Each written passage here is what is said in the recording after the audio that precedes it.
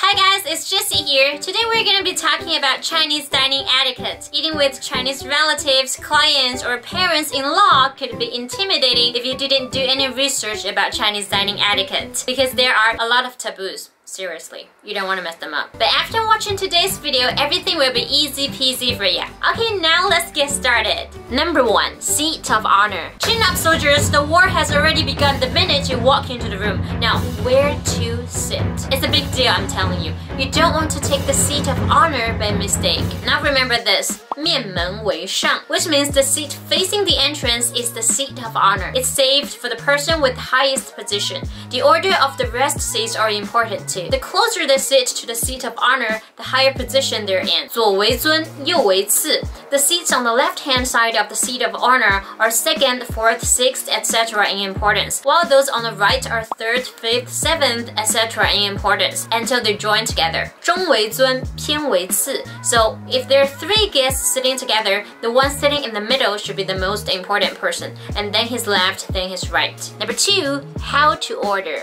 This might be new for some of you guys because in Western culture, people like to order their own food and eat separately. But as Chinese, we like to share food. Usually, the host would order for everyone. Sometimes he or she would ask the guests if there's anything else they'd like to add. Here are a few things you need to know if you're ordering, no matter as a host or a guest. Number 1.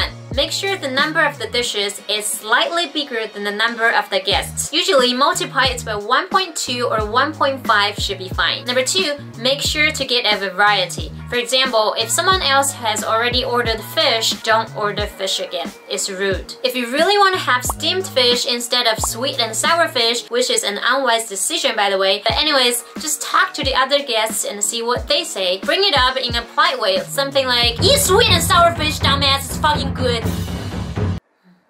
Number 3, where to place your chopsticks. Oh, this. I have been lectured so many times because of this. I have to make sure you won't make the same mistake as I did. Never ever stick them in the middle of the rice or put them on top of the bowl. It's for funerals. If you're eating in nice restaurants, there are usually chopstick stands like this. It's for you to place your chopsticks when you're not eating. Some families would have that too. I had them in my house too. If there are no chopstick stands, you can either put them on the table or just holding them with your hand. Number 4, when someone poured you tea. You might have seen someone knocking on the table with their fingers or fists when someone poured them tea. Before I explain, you need to know that this is a complicated tradition and more popular in Cantonese area like Guangdong and Hong Kong. But still, not everyone knows it, not everyone does it. So if you're not sure, just simply say 谢谢. That's easy and acceptable everywhere. If you do want to know, there are 3 different gestures depending on who's pouring whom tea. Number 1,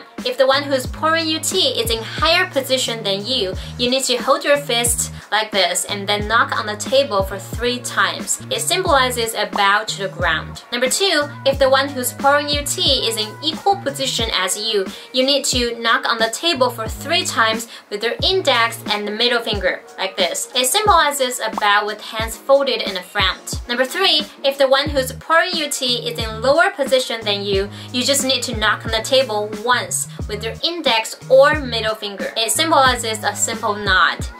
But if you really like him or her, you can knock for 3 times instead. Number 5, don't chew with your mouth open. Some people do this without knowing it. You know, like chew with their mouth open and make this noise when they eat.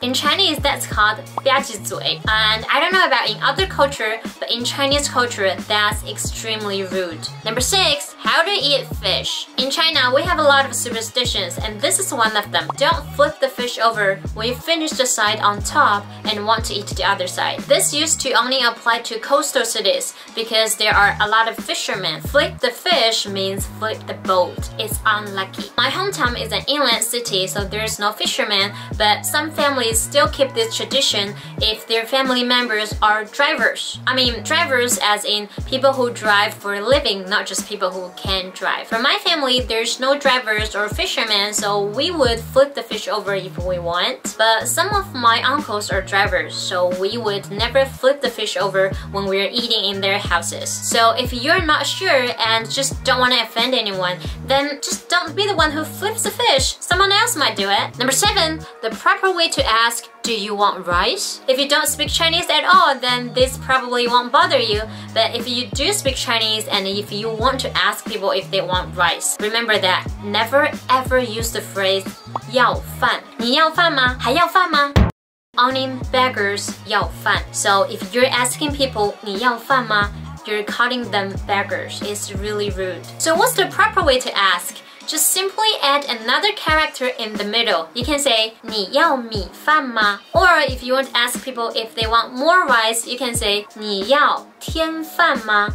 添 means to add. Number 8, how to give a toast. Chinese drinking culture is different from Western drinking culture, and we don't use a spoon to tap the glass like that. If it's a business dinner, remember that.